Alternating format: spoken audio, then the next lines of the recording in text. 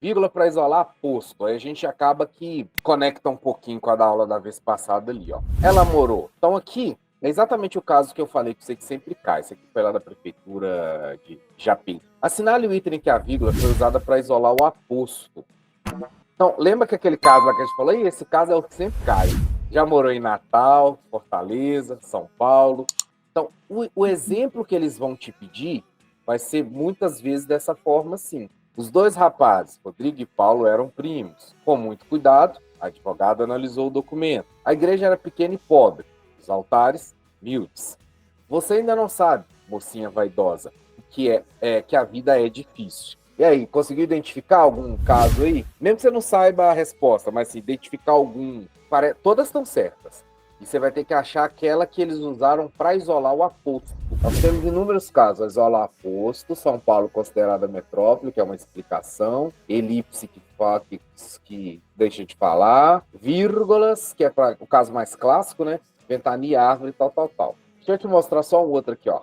Com muito cuidado, a advogada analisou o documento. Esse caso aqui é de quê? Qual que seria a ordem correta dessa frase? Isso. Esse aqui é um caso de inversão, né? Caso de inversão. Então, nesse caso aqui, ó, com muito cuidado, a advogada analisou o documento.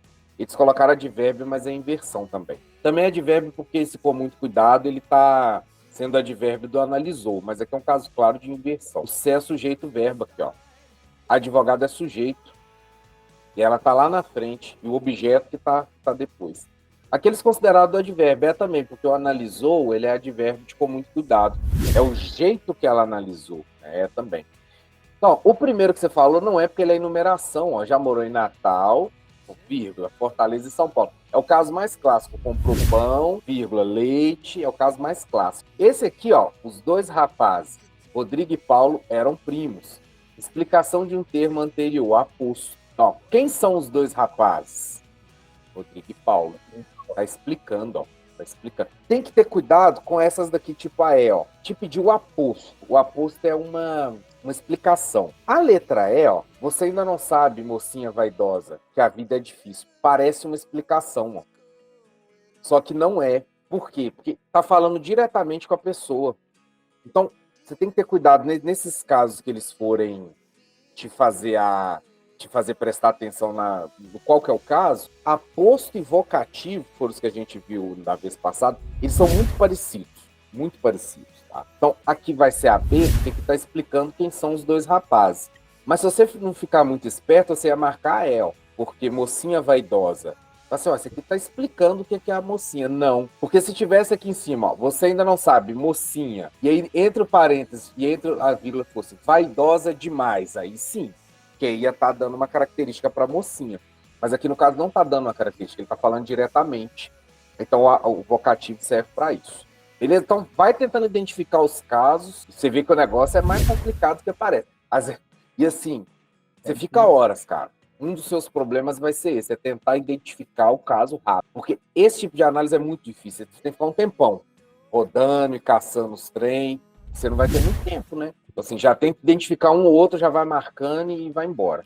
Aí a gente também tem a barra, né? Usado unidata, colchete, quando for transcrição do narrador, e o asterisco, que é o que é para remeter a nota, etc., talvez caia.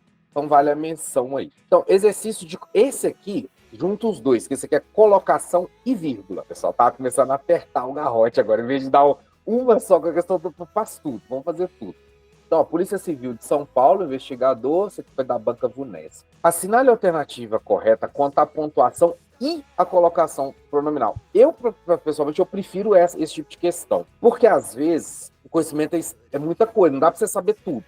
Mas, às vezes, você sabe um pouquinho de uma mais do que você sabe de outra. Aí acaba que uma te ajuda na outra. Então, tipo assim, vamos supor que você não sabe muito bem vírgula, mas você sabe bem colocação pronominal. Que é aquilo lá que a gente viu, mesóclise, babá. Aí você já falou, opa, então que eu consigo puxar por causa disso.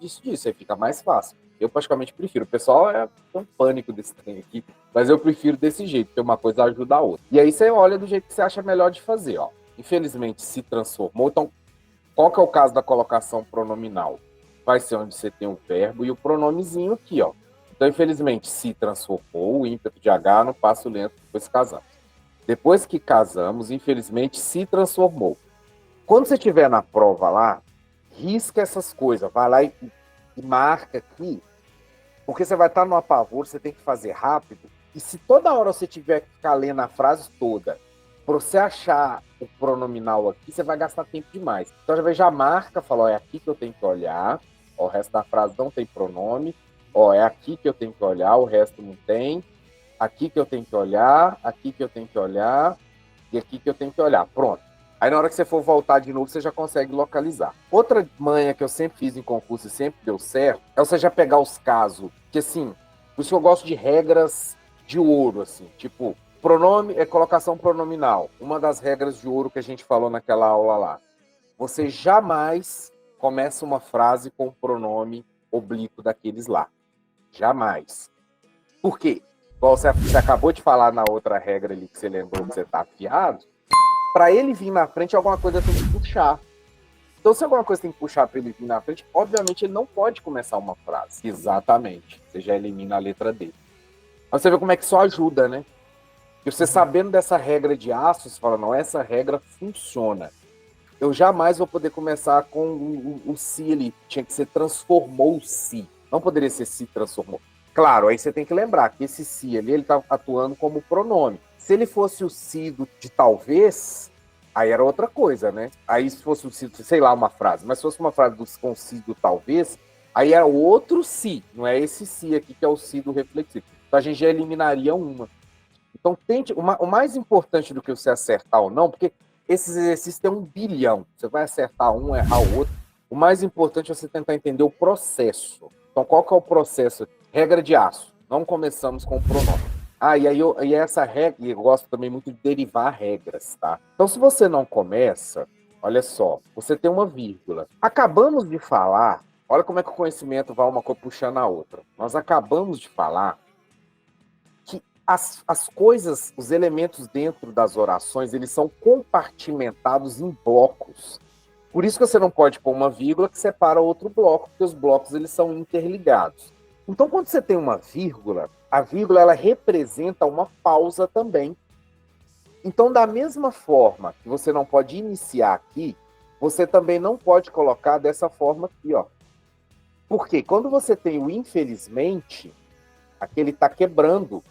O infelizmente ele está se separando do se transformou aqui. Então, aí você já falou, opa, então se eu tenho essa regra, eu consigo puxar outras através delas. Então, sabendo disso, depois de ponto, depois de vírgula, você não vai colocar o pronome também. Porque se você não pode começar porque não tem nada que puxa, então depois da vírgula também nada vai puxar. Porque a vírgula ali ela é uma pausa. Ela está bloqueando o infelizmente ele é outra coisa. Ele já não é mais relacionado ao se transformou. A vírgula ele está exatamente para quebrar as duas coisas. Mas você entendeu assim a lógica do negócio, né? Aqui, ó. Como você tem uma vírgula, esse se ele não pode ser puxado pelo infelizmente, mesmo que ele tenha a ver, né? E olha que tem uma coisa que costuma funcionar muito também, né? Se aqui você tem um infelizmente com a vírgula e o infelizmente tem a vírgula, provavelmente um vai estar errado com relação ao outro, né? Porque como aqui não houve a quebra, então infelizmente ele exerceu a gravidade, vamos dizer assim, a partir do si aqui. Então, por isso que o se ele veio para frente. E lembrando que quando eu falo esse veio para frente aqui, eu estou falando em relação ao transformar. Porque a colocação pronominal, a gente pensa ela em função do verbo. O verbo que é transformou. E não da característica do verbo, que é o infelizmente, igual você falou.